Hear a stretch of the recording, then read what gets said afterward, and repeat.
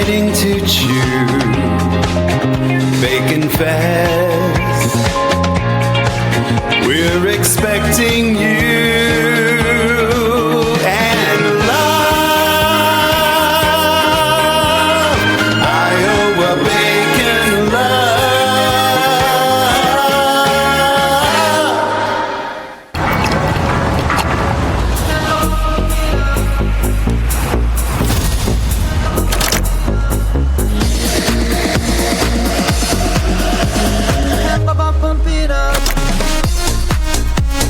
A fuel choice that even rivals can agree on?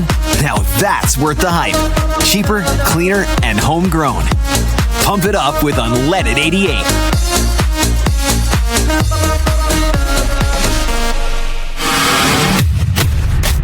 Scott Dochterman. Chad Leistikow. Together on one pod, talking Hawks and all things Big Ten. Powered by GameDay Men's Health, with locations in Ankeny, West Des Moines, and North Liberty. From the Channel Seed Studios, this is Legends and Listeners. Exclusively on Iowa Everywhere. Hey, Hawkeye fans, Big Ten fans, and Iowans everywhere. Welcome to Legends and Listeners from the Channel Seed Studios. Back on a Thursday morning, Chad Leistikow of the Des Moines Register, Scott Dochterman of The Athletic, and I just found this out. We have breaking news, Scott, on this Thursday morning.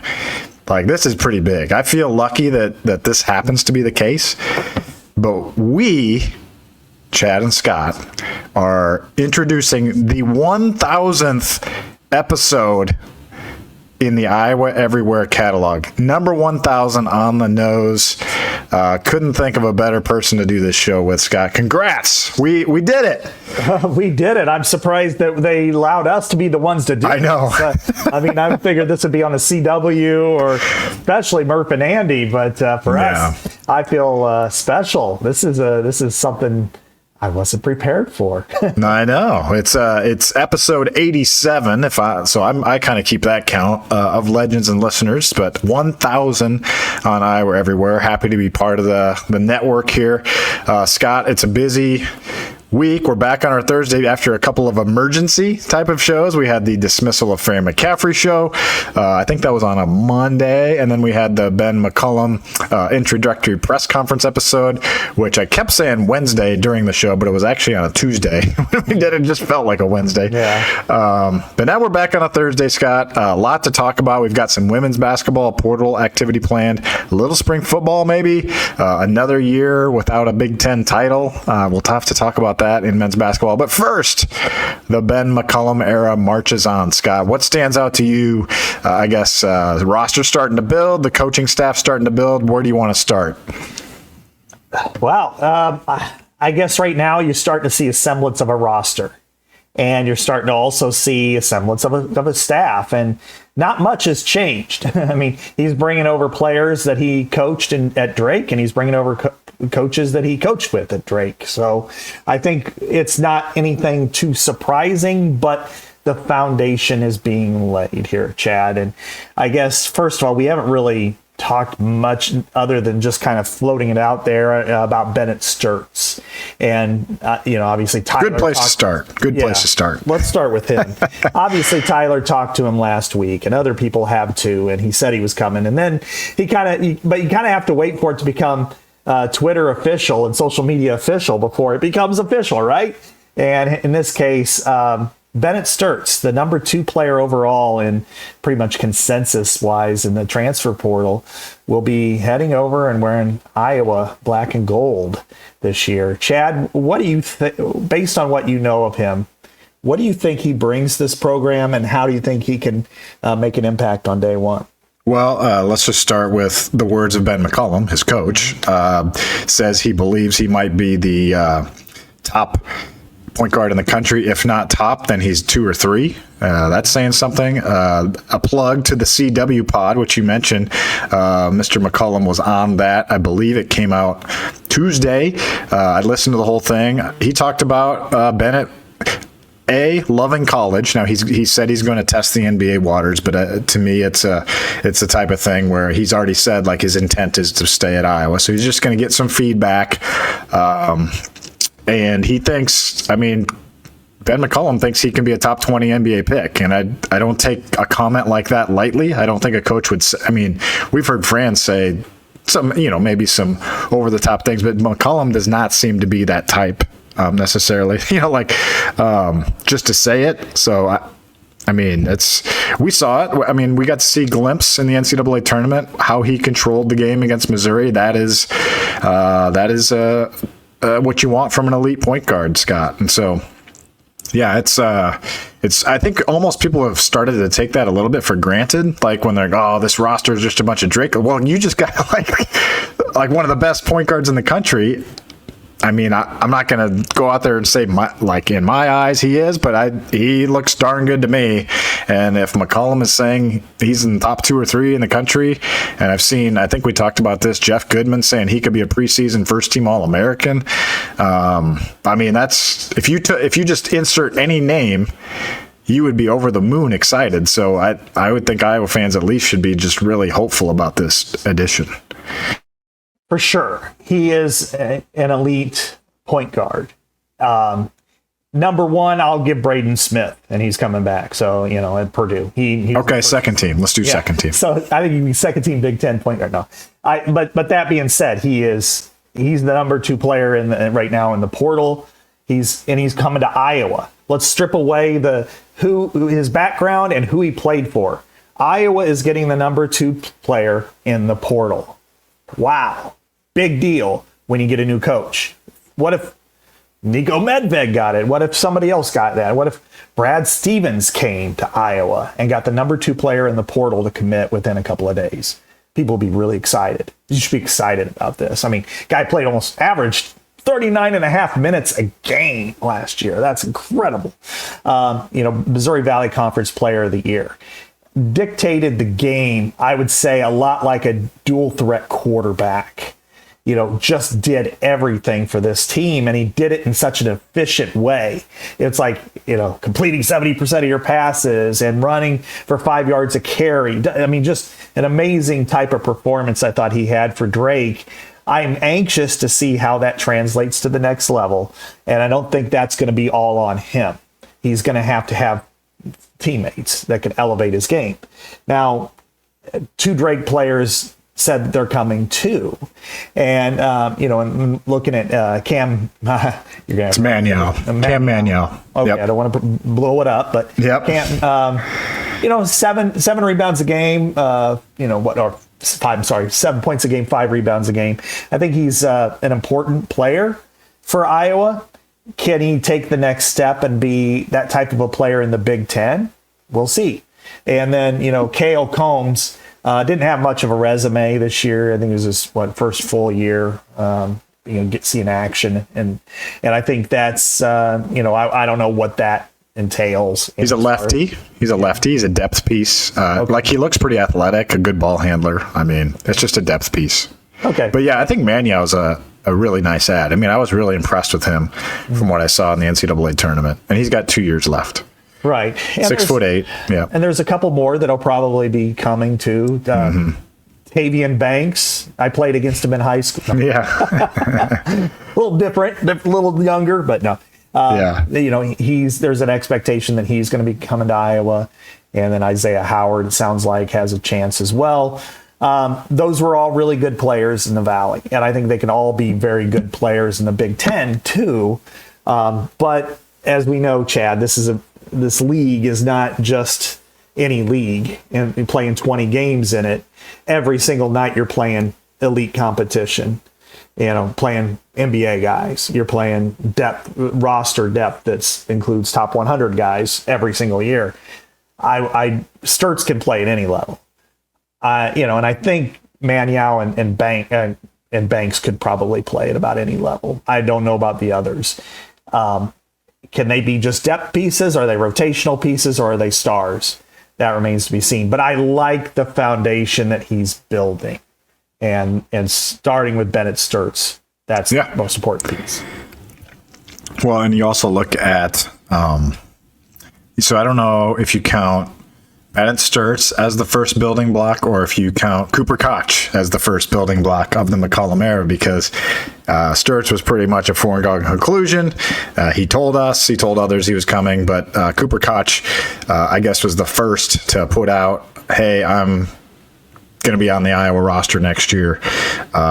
Pretty cool story, actually. I talked to J.R. Koch the other day and wrote a whole column about it. It was really I was excited to talk to you about this, Scott, because we grew up in that time and we know of J.R. Koch, the player, and it's just so fascinating, isn't it, that J.R. was a senior on the 1999 team that went to the Sweet 16, and it didn't work out to put a quote in, but J.R. was telling me about Cooper's goals in coming back to Iowa. First of all, he was sold, talk about hitting the sweet spot there, reaching into the past with Ben McCollum's opening press conference. Obviously resonated strongly with the Koch family.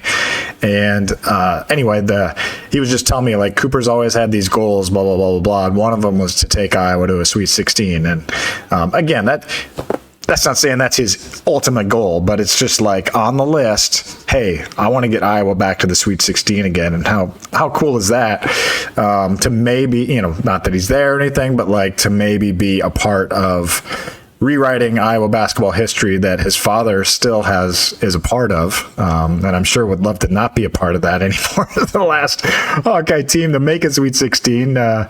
But anyway, a lot of layers to this Cooper Koch story. I mean, I think people maybe forget he was a really big recruit that Fran McCaffrey landed. 4-star. I mean, because he's a legacy, sometimes you just sort of gloss over these guys sometimes, even an Epinesa, I feel like it's glossed over, those kind of guys.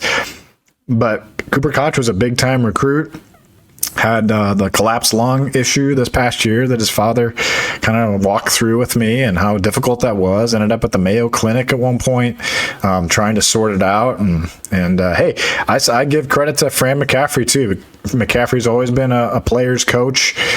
He said he agreed that he thought it would be best. It would have been better for Fran to have Cooper at the end of the year, no question about it.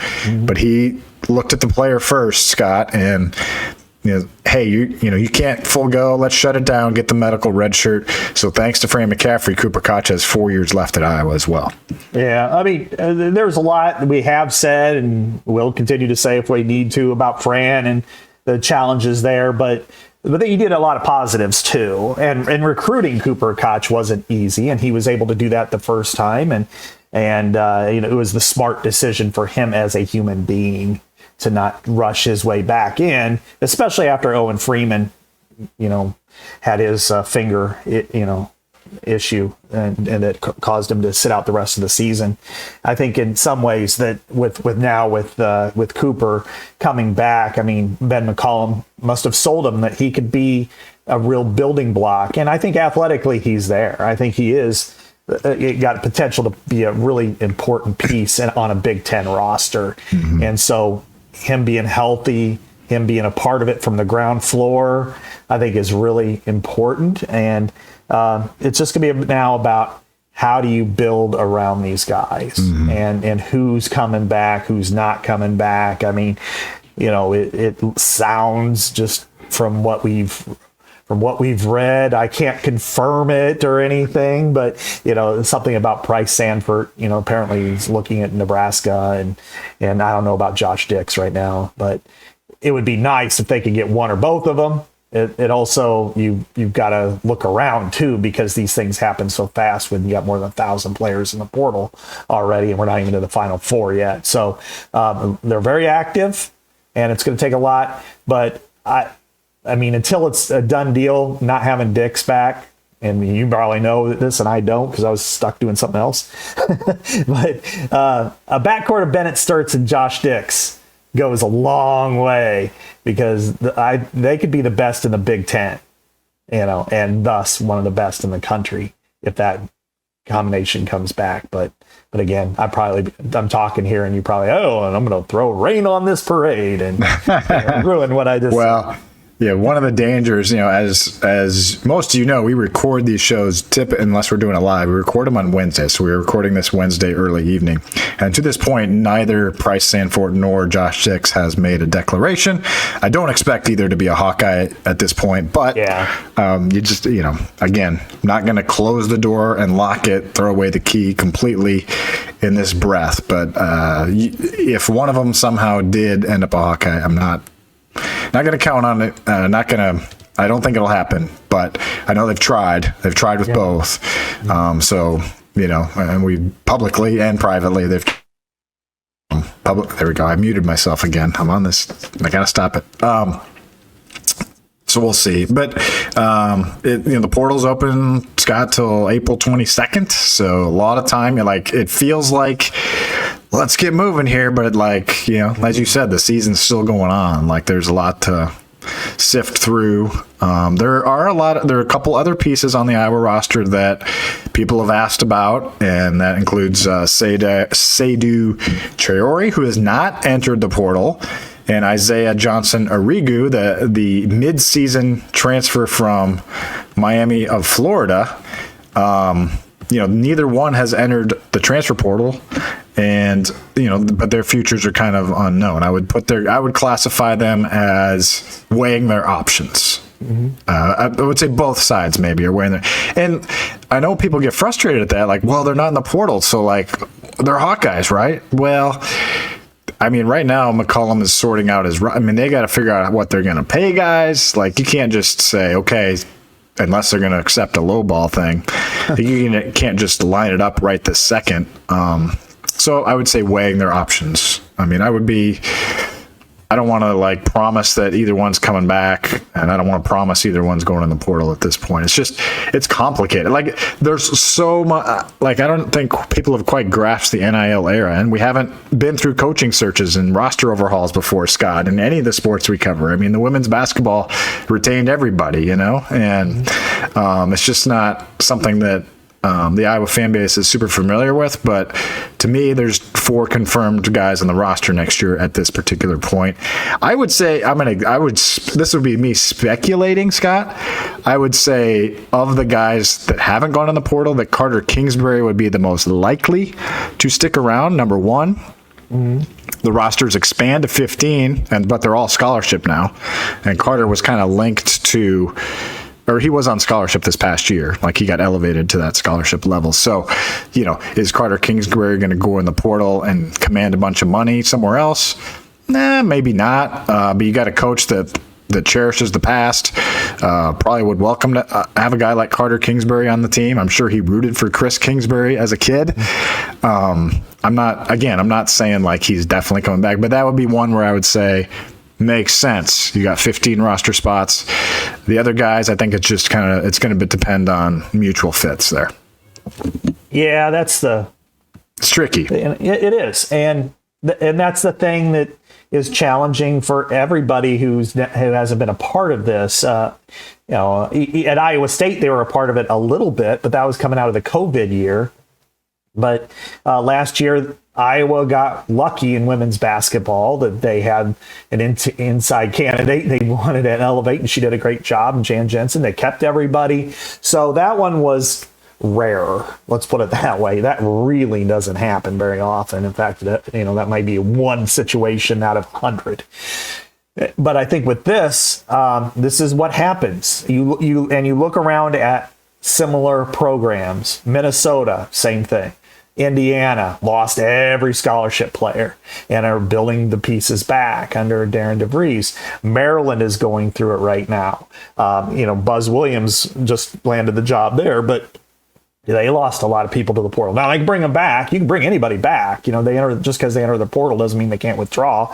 And I think, I've counted it out that 10 to 20%, somewhere around there, actually withdraw from the portal and end up on their rosters in football for sure.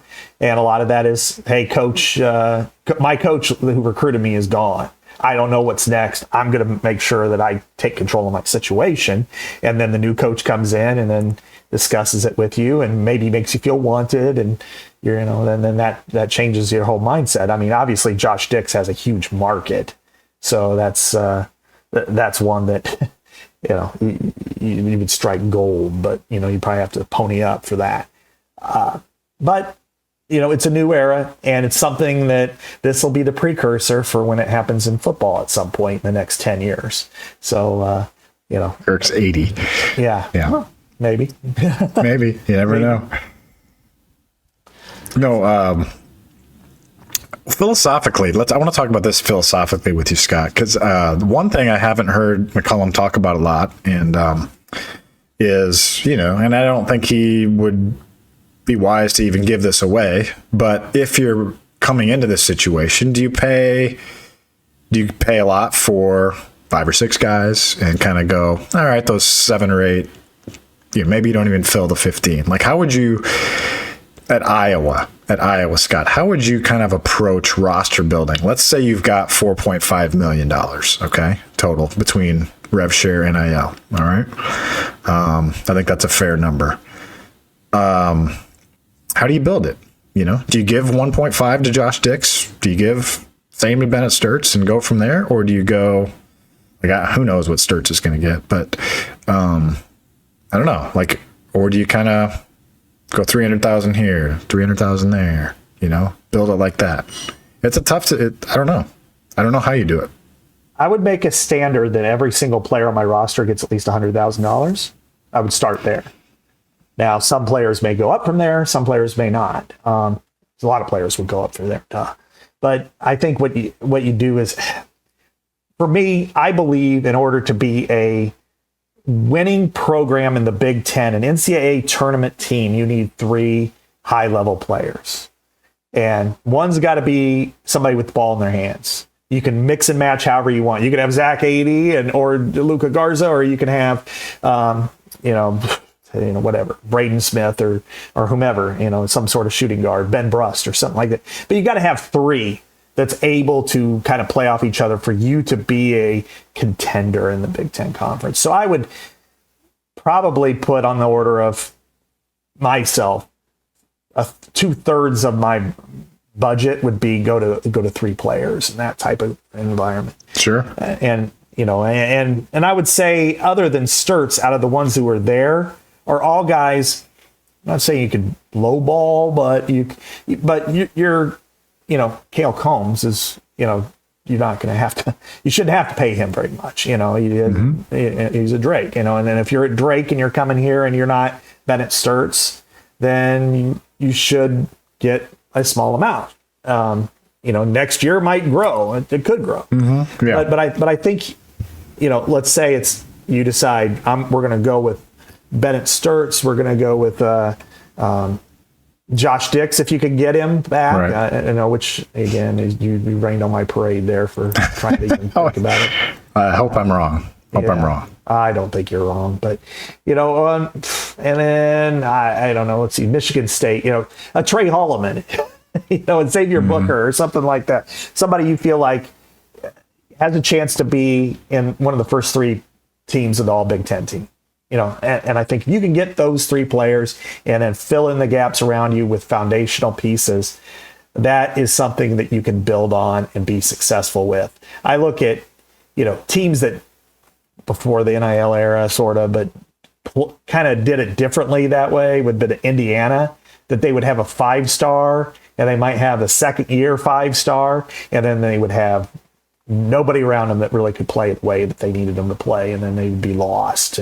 Or the worst case possible scenario is Rutgers this year, to have 2 top 3 5-stars who are going to go in the lottery and had a losing record. I mean, for Steve Peichel, he's a good coach. I was shocked with that, but that's where I would start. Chad, before I continue to ramble on this, what do you think? What would you do? Would you going forward with this? Yeah. See, I like the approach that football's probably taking, which is more, hey, the starters and starters and veterans are going to have a different level of compensation than the younger guys that haven't proven anything. Mm-hmm. But I don't think you can do that in basketball, especially if you're going to recruit high school kids potentially. Now, I assume this is going to be mostly a portal build, so you're not going to be dealing with that much here this particular year. But you've kind of also got to just save some save some money for raises, like if guys play well and to keep them,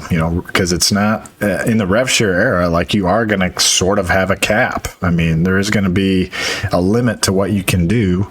Now, there's outside NIL and goes through the clearinghouse. And one other little side factor, Scott, is, again, I don't think we've done a real good job of outlining this, or maybe people just don't understand it, is until this house settlement goes through, which could be, they have a meeting Monday, right? Some kind of Monday. Yeah, that's when the final announcement or final verdict is determined anyway. Yeah, it could be. Yeah, we could. So there's a real incentive to get some NIL contracts on the old system done sooner than later, because after July 1st, it has to go through the clearinghouse. There's a lot of, it's pretty confusing, in terms of what, I guess maybe we're opening a big can of worms here that we shouldn't, but there is incentive though to you can almost kind of overpay a little bit right in these next few days with the old school NIL, or old school being the last year or two, but so anyway, so it's just really complex right now into money. But going forward, let's say you have 4.5 million. Yeah, I think you got to pay up for those difference makers in basketball. And if one gets hurt, too bad. It's just those are the breaks, but you got to take that risk. Just like Iowa football, paid up for its quarterback finally. You got to do it. You have to. You can't try to win. That's like trying to win football, which Iowa's tried to do without a quarterback for a long time. It's just not a long-term sustainable project. Exactly. So I guess we're on the same page, but I think it's there are locker room dynamics to all this, and the coach has to, Ben McCollum really seems to have a really good head on his shoulders in terms of what he wants to do, but it's going to be interesting to see how he does it now in this world of where everybody's got, a lot of money to throw around and maybe better players in a lot of cases. And so does it work here? So, we're not saying it will, but it's just very complicated. No question. And the house settlement, if it goes through on Monday, that's going to determine a lot of this. I think Iowa will pay anyway and say, we're just going to pay. I think that's kind of where they're looking at right now. We don't care if it goes through or not. We're just going to pay from the athletic department. And they're going to say, and I think a lot of schools are in that area right now too, in the Big Ten. Just, if it goes through, it does. If it doesn't, it doesn't. We're still going to do it this way. And the NCAA is going to say, okay, and that's going to be it going forward.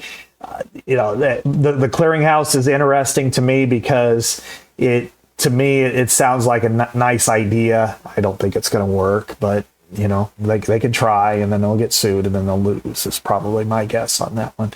But I think it's in the Big Ten. You've really got to push it, and you got to get a couple of players who matter. And if they can do that with the way Ben McCollum coaches, I think they'll be successful. To what degree that, I don't know. I'm not going to make any predictions because this is a very challenging league, and even a team like Washington recruited 3 top 100 guys, and they're going hard in the portal. And as we saw with Michigan, they went from last to the Sweet 16 in 1 year. They were last by 3 games in the Big Ten the year before, and now they're in the Sweet 16. So that's going to be something to look at. However, Michigan's example, Washington's example, heck, even Iowa. If you look at Kurt Cignetti and what he did at Indiana, taking the worst program in Big Ten history, which they were and have been and still are, even after last year, and take them to the college football playoff with a brand new roster and a coach who brought his guys in from James Madison that nobody really knew and sprinkled in a few others. That's something that's not out of the realm of possibility here either. So, I mean, overall, Chad, Iowa's building a foundation. It's going to take time. This is going to take patience, and I know fans don't have any, but it's going to be tough. Yeah. Real quick, Iowa. I do want to ask about expectations. I know we're running long here, but okay, let's do that first. Expectations for year one for Ben McCollum. I think you got to see the roster first, but overall, your thoughts on that? It's nebulous to me right now because I don't know how it's all going to look. My expectation is for them to compete. Now, does that mean compete and go to the NCAA tournament and win games? I don't know that. We got to see what kind of roster he can build in year one. If I can look at this roster and think that, let's say talent-wise, that they match up what Iowa had last year, just on pure talent, then my expectation is, yes, go to the NCAA tournament and have success. But if I look at it and go, they're going to be playing uphill, that's going to be a challenge. Because what we saw with Drake in that 2-game period in the NCAA tournament, which was our best example, is that, yes, they can compete with teams that are much more talented than they are, and they are so ruthlessly efficient on both ends of the floor that they can win games against teams that have lesser talent, or that are more talented than they are, but not Missouri talent. But they can't beat teams with Texas Tech talent like that unless Texas Tech doesn't play very well.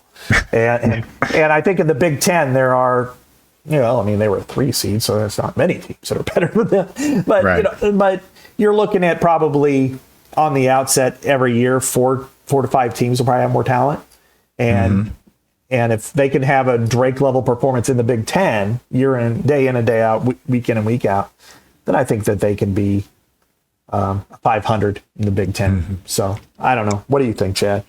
Yeah, I mean, I don't know. Yeah, sorry, terrible answer. You threw this out. No, I know. Well, that's why I wanted to ask you. You're smarter than me. So yeah, Anybody. Yeah, I mean, it seems like he wants to, take the team to the tournament next year. So I'm not going to say that's the expectation, but I think that's a goal. I don't think it's out of line to expect that. Let's see what he can build here. I mean, like I said, got the point guard. If they can get like one more front court piece, like a really good front court piece. I really like Cooper Koch. I could be wrong, but I think people are sleeping on him a little bit. Like, I think he's going to be like a solid starter next year. He can shoot, defend. He's tall. Sounded like when he finally got back going in practice and stuff, he was really doing well. So stronger this year. So anyway, speaking of the reshaped Hawkeyes, 2 coaches were announced earlier this week. There's going to be 2 more probably by the end of the week if they haven't been already. Yeah. Josh Sash and Bryston Williams are coming over from Drake. Of course, Josh is the older brother by 8 years of the late Tyler Sash. A great story there. And then Bryston Williams, Ben McCollum's first recruit. I love that story. That's cool, isn't it? Didn't Fran have who was his first recruit? It was like somebody like at Iowa. No, he like had a. Who was the recruit? LaFonso Ellis was a big one. Okay, yeah. I felt like there was a recruit of Fran's that coached for him, but anyway. Yeah. Anyway. Who knows? I mean, I think those are probably good. They seem like good hires. From what Tommy Birch told me, that Williams is a really good recruiter. I mean, we'll see how he does in the Big Ten, but I think it feels like a good starting point. Sounds like, I don't want to get ahead of my skis here, but that Tobin Anderson, the coach that led Fairleigh Dickinson to that big upset over Purdue, he got ousted at Iona this past year. I think he's going to be on staff. Don't know that 100%, but that could be announced by the time this airs. So I think that would be a good addition as well. Unfortunately, it doesn't sound like, and I don't want to say unfortunately, but I know a lot of people were hoping Matt Gatens would return on staff. It does not seem like that will be the case based on what I've heard. So, I don't fault Ben McCollum for that. He's got to do. He talked about trusting his eyes, and I don't think that's anything against Matt Gatens at all. We both love Matt Gatens. Yeah. Think the world of him, but McCollum's got to build the staff how he wants to build the staff, not just because a guy played at Iowa 10 years ago. Yeah. It's unfortunate, and it's easier to do this, first of all, in football when you have 10, now more than 10 staffers, so you can just keep somebody around for continuity's sake or their former player. And Kirk did that with Chuck Long and Brett Bielema, and Fran did that for a little while. Well, Jerry Strom, I guess. So there was. It brought in Ryan Bowen briefly as video coordinator before he went off to the NBA. And I think in this situation, it's unfortunate. I like Matt. I've always thought the world of Matt ever since he was at City High, let alone at Iowa, and when he played for it. And what kind of bums me out for him is it's like nothing has ever gone smoothly for him with Iowa. And he is Iowa through and through. Has grew up an Iowa fan in Iowa City. His dad played at Iowa, was recruited by Alford, played for Licklider. That was terrible for 2 years. Had to rebuild it with Fran. Finally had a taste of it at the end in his final year when they went to the NIT, and then came back, and it hasn't been real smooth sailing for him here since then. It would have been nice to see that. But as you said, Ben McCollum has to build the staff the way he wants to. And it can't just be, he bleeds black and gold. I mean, things happen. You have to move on and trust that this is the way to do it. And if it doesn't work out, then complain about it to your heart's content. And I know Iowa fans will. And so you deal with that. But it's kind of funny for me because how this is just such a weird figure eight in my life, because Bryson Williams was at St. Joe Lafayette. Okay. I worked at St. Joseph for 6 years. So he's a Lafayette kid, which is North Side, which is where Eminem grew up before he moved to Detroit. Okay. And so look at this trivia. Yeah, exactly. His by the way, they have a Mardi Gras parade there, and Eminem's grandma was the Eminem's grandma. Yeah, she was the I don't know what you would call it, but we got an Eminem's grandma episode, reference on the 1000th episode of Iowa Everywhere. All right. It's where Jesse James was killed. It's an odd town, but yeah, Bryson Williams is from there. And then you had Ben McCollum, Northwest Missouri State, which he recruited Bryson Williams there, and that was 42 miles from Missouri Western. I know because they made reference to that all the time in their rivalry. And here they are. So Josh Sash, as we know, Tyler. I covered Tyler. Great young man, really, really sad how that ended. And I know I've exchanged messages with Josh in the past. So I'm excited to see him again and talk with him. And, things are building, and and that makes it interesting. There's going to be some setbacks. There's going to be some, how did this happen when, as you said, Josh Dix picks a different school, when Matt Gatens doesn't come back. Mm-hmm. But overall, Chad, I'll say this, that I haven't seen this kind of peak interest in Iowa since probably when Luka Garza announced he was coming back during COVID. That's probably the last time I've seen this kind of spike, and that's healthy and that's good. That's what this program really needed. I mean, if Fran McCaffrey was coming back, Chad, we would sit here right now and go, okay, we'd already be talking about spring football, and we've already been spending 38 minutes talking about spring football. I know. Instead, we're going to be talking about Iowa corn and the Iowa Corn Growers Association, because your voice matters. As an Iowa Corn Growers Association member, you help shape policies that impact your farm from the local level to Washington, D.C.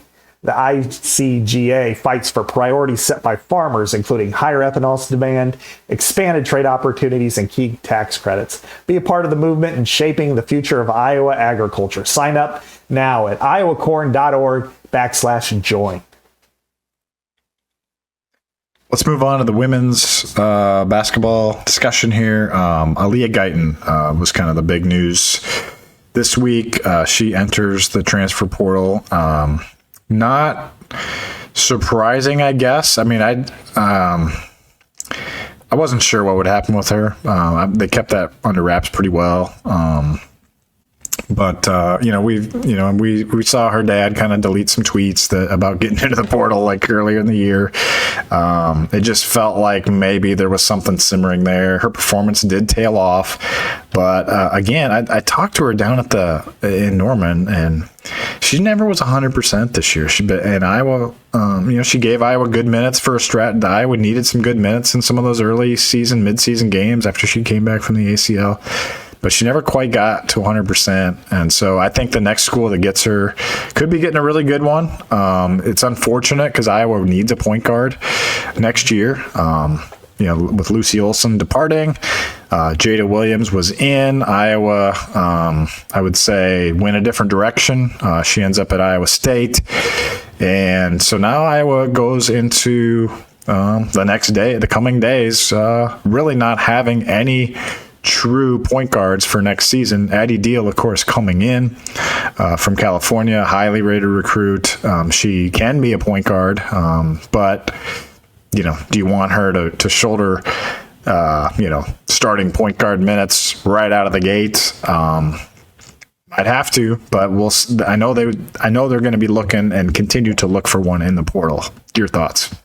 Yeah, the portal is bursting right now in women's, but even more than with men. I think there are 1,200 in there, and there will be more. And there are some that are going to command a heavy price tag that you just say, all right, we're good. When it comes to like Olivia Miles or somebody like that, I think you don't need that one. But it's a shame. You would have liked to have seen this work out. Am I surprised? No, I'm not surprised by much anyway at this point, because players leave and some of the things with what AJ had tweeted and said at games and things like that. It was probably mutually beneficial, I would say, if things didn't work out, or when you bringing in Jada Williams, if the decision wasn't made before then that really kind of might have cemented it.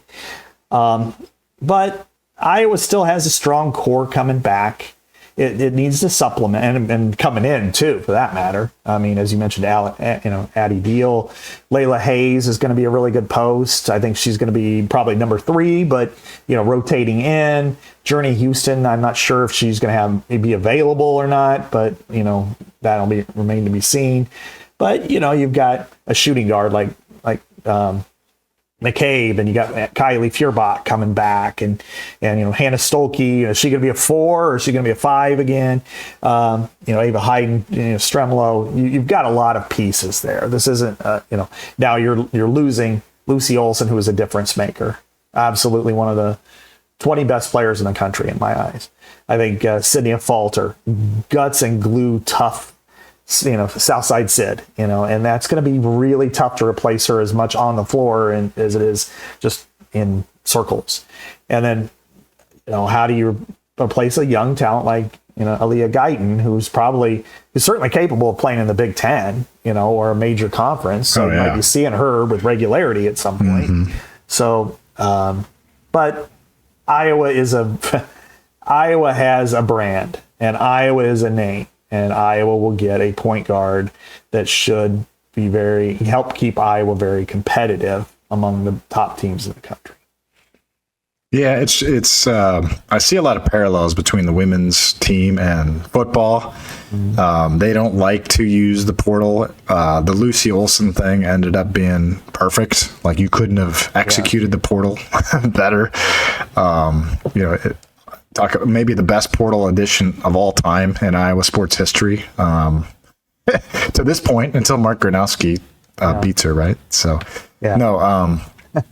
so it'd be hard to replicate that, but that's what they're going to look for. They're going to look for, even if it's what they really need at minimum is somebody that, like a Molly Davis, let's say, that can come in and run the point if you had, not had to, but play 20 minutes a game at the point. And Addie plays maybe some point, some off ball. That way you can play, because you really need Addie Deal to do more than run the point, ideally, because she's an all-around type player. So, and she can rebound, she can defend, she can do it all. So, I almost think of it like, remember that year that the Jordan Bohannon ended up being Iowa's point guard, and Christian Williams, they just didn't end up getting a point guard. You don't want to necessarily get into that boat where you have to make J-Bo the point or Christian Williams the point. Mm-hmm. So you hope it doesn't get to that point. But, Jan Jensen is not going to she's not going to buckle her values and take someone that she doesn't see as a fit. She's just not. And I think I do think that's okay. And I think it's easy to sit out here and say, why didn't you just go get Jada Williams? Well, maybe they didn't necessarily see that it was a good fit. Yeah. I think you trust, just like with McCollum, he's going to trust his eyes and she's going to trust her eyes. And you don't want to take on someone that leads to you, to you doing a poor job. Right. I don't know, like, I'm not going to bring up names, but we've seen a few football transfers come in that maybe didn't work out the greatest, and it kind of burned the team, right? Yeah. You don't want to bring in a big name transfer and have it turn the team against each other, like it's just, so I think you just be patient here, Iowa fans. It may, you're probably going to get a point guard, but you might, maybe not. I don't mind the vision there by Jan Jensen. I don't, personally. Iowa's chemistry in football and women's basketball is impeccable, and the way it works within each other, and just like whether it's football deciding not to go get a left tackle, maybe they do after the spring, maybe somebody adds an extra $1 million to the collective and that helps. I don't know, but I think in this situation particularly, do you make Taylor McCabe your point guard? So she can kind of, and then have her and Addie Deal kind of play off each other in that regard. It's still pretty early. I mean, the portal just opened not that long ago. The Sweet 16 losers, and Elite 8 losers, just started emptying their pockets. And so I think what we got to do is just kind of wait for it all to pass. Something's going to happen. Jada Williams, I'm sure, will be a really good player for Iowa State. And that's going to be important for them. They needed one. They have two great frontline players in Addie Crooks, and Addie Brown, and they needed a point guard who could do what she does and probably be more of a scorer and a distributor and do all those great things. So best fit for Jada Williams was probably Iowa State, and less so with Iowa. And now Iowa, if they can get somebody who fits into the culture, into the system seamlessly, and allows everybody else to flourish around them, is probably the best fit for Iowa. And then of course they're going to see Jada Williams next December. Yeah, that'll be in Hilton. So anyway, speaking of good fits, GameDay Men's Health. Talk about a great partner for legends and listeners in Iowa. They are the absolute best, and they can help you. If you're a dude and you need a boost in your energy, your mood, your performance, they can help you with testosterone replacement therapy. I've been doing it now since May. So yeah, gosh, we're up to we're getting close to a year here. Yeah, and it's life-changing. I feel great, feel amazing. Continue to just really appreciate them. Give them a chance. Stay connected with GameDay Men's Health. Get connected, I should say. If you haven't already, you can have a private, no obligation, free consultation, GameDayMen'sHealth.com, or visit one of the locations in Ankeny, West Des Moines, or North Liberty. West Des Moines is where I go, and Scott goes to North Liberty. So we really appreciate GameDay. Absolutely. I just crossed 40 pounds down, so pretty good. So yeah, punting is winning for me and life. So GameDay Men's Health has been fantastic. So yeah, I strongly encourage everyone to give it a shot, especially now that the weather is warm. It's windy today, and then tomorrow will be cold or something. Damn wind. It's so sick of this wind. Yeah, I know. I'm sick of the wind. It's like Taco Tuesdays or whatever. But here we are. Chad, speaking of tomorrow or Thursday morning, we're going to be going to the Iowa brief open practice for calisthenics and punting drills. We might get a few little blocking drills, with George Barnett or KB running some guys. They might be, on their knees and lunging and doing all that stuff. But anyway, we still get to see football. Thank God. It's been too long for me. But I won't ask you what you expect to see because we're not going to expect to see anything of value that way. Right. But Chad, going into spring football, Yeah. What are some storylines that you think are really important? And I think all of them have been overlooked with this whole basketball situation, but I know there's been some that I think really stand out and will become topic number one very soon. And so give me kind of your top 3 things you're going to be looking for, want to know more about this spring, and then and that will be kind of storylines to follow for the next 6 months or so. Yeah, I mean, there's way more than 3, obviously. This is an interesting transition year in some ways because, number one, you've got let's start at quarterback. I mean, Mark Gronowski, how much can he do? When can he be ready? He's not going to do spring practice, but we saw him in some of the videos at least doing some dropbacks. Now it's a shoulder surgery, so that makes sense that he could slide back and look over the defenses at least. He can't throw just yet, but Kirk Ferentz last Wednesday, we haven't even had a show since we talked to Kirk Ferentz last Wednesday. Scott, said that he would do some light throwing, pretty soon. So he's doing the recovery's going great. Ferentz made one of his little funnies saying we just want to make sure no one runs over him or runs into him basically in the next few months. I remember that. That was terrible for Beathard and Jaleel Johnson. Oh, yeah, right.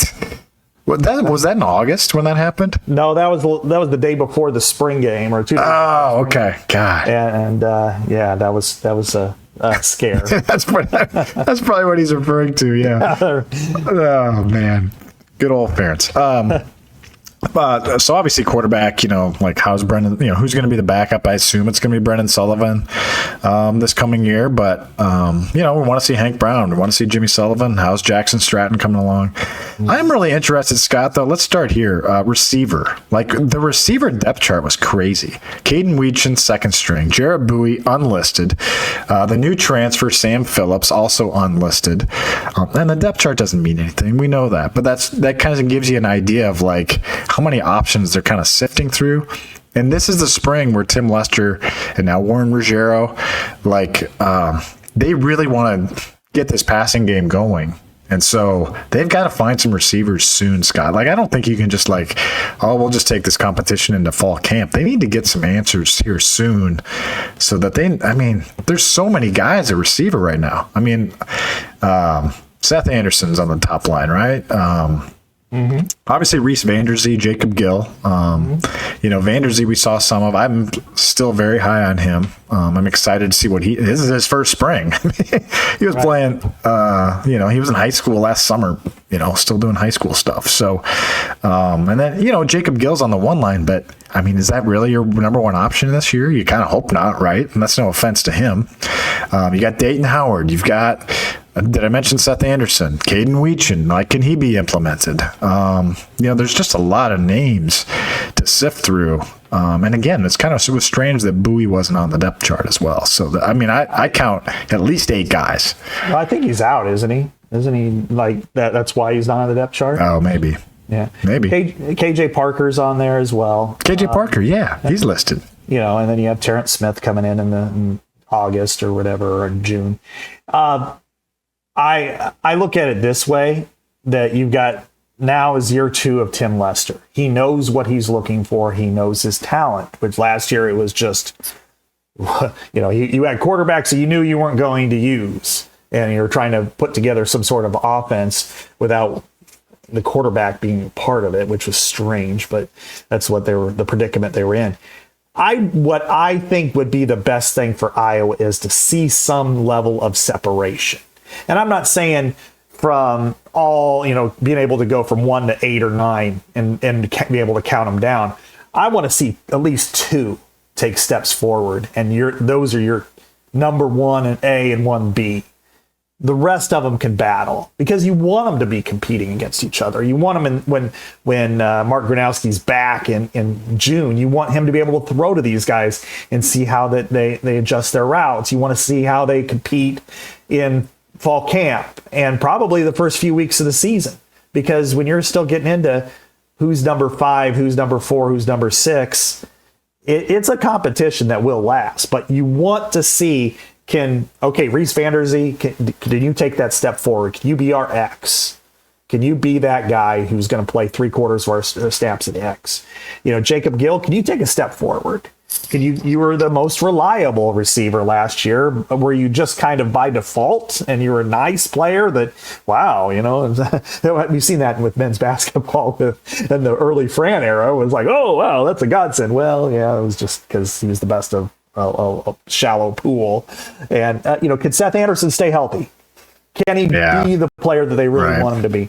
Can Jarrett Bowie get back? And can Dayton Howard take steps forward? Caden Weegan, can you integrate him? And in what way? And, was TJ Washington, going to stick more to running back this year, which it sounds like, or at least that's what Liddell was telling me. And so you have all these moving pieces. But what I want to see at receiver is, okay, at the end of camp, they're looking and saying, 2 guys are definite. Not only in our rotation, but we're going to start with these guys. The rest of them still, there's a lot of competition working. That's what I would ideally like to see at receiver. Yeah. Defensive side of the ball, I think there's a lot of mystery, just replacing so many guys, and especially in the back end. I mean, especially, John Nestor hits the portal, kind of surprising, and we touched on that a little bit last week. There's a lot of competition back there. Deshaun Lee, TJ Hall, the front runners, but Jalen Watson's there. Rashad Godfrey's there. Scott, you got Lutmer, you got Entringer, you got Wampa, who plays cash. There's a lot of stuff to sort out on the back end too. But you always feel good about like Phil Parker and Seth Wallace kind of figuring that out. Yeah, the secondary. I'm not concerned. You look and you go, okay. They were bad last year, though. They really weren't very good back there. Exactly. That's the thing. It's like, it's Uncle Phil. He's going to be all right. Yeah, but I guess bad's a strong word, but like not as good as usual. Go ahead. Yeah. They weren't elite. We expect elite, and they weren't. And they had a lot of veterans, so that was a little bit of a surprise. And so, they were, their right corner was a disaster. I don't think the safeties played real well. Even Castro, who did play well for the most part, didn't take that step forward to go from being a really good, solid upper level player to all Big Ten elite Mackey or Philip Award winner. Did he at the combine? Did he reference if he was hurt last year? I think he was playing hurt a lot. I can't remember. But anyway, that's okay. But and there is competition there because now without Nestor, it takes one more spot out of there. Probably at cash, especially. I expect Lutmer to really compete either at cash or one of the safety spots. To be a player. He played really well in the short period of time he was there. He seems to be a Phil guy. Mm-hmm. I want to see TJ Hall and Deshaun Lee, the light bulb come on, because they're following a similar trajectory as a Michael Ojemudia and Matt Hankins and Jamari Harris and all the others that have had their ups and downs, and then all of a sudden they get it at the end. And I think they're capable of that. And I think TJ Hall is capable of that. And Deshaun Lee, I think, is a little bit more limited physically than Hall, but and then, couldn't one of the younger players challenge him, Jalen Watson or Rashard Godfrey or somebody. So that I expect Cohen Entringer, if he's healthy, to take a step forward. I think he is a very valuable player. But really the one that needs to be the guy is Wampa. And incredibly talented. You want to see him go from being, maybe just filling that vacuum, Chad. Maybe just being that guy that, okay, now he doesn't have to worry about Quinn Schulte and Sebastian Castro, that now it's all on him. And sometimes that's you feel liberated in some ways. And so you got to hope for that.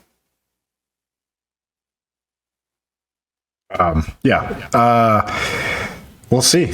We'll see what happens there. I would guess, I don't know. I guess I don't know. We'll ask.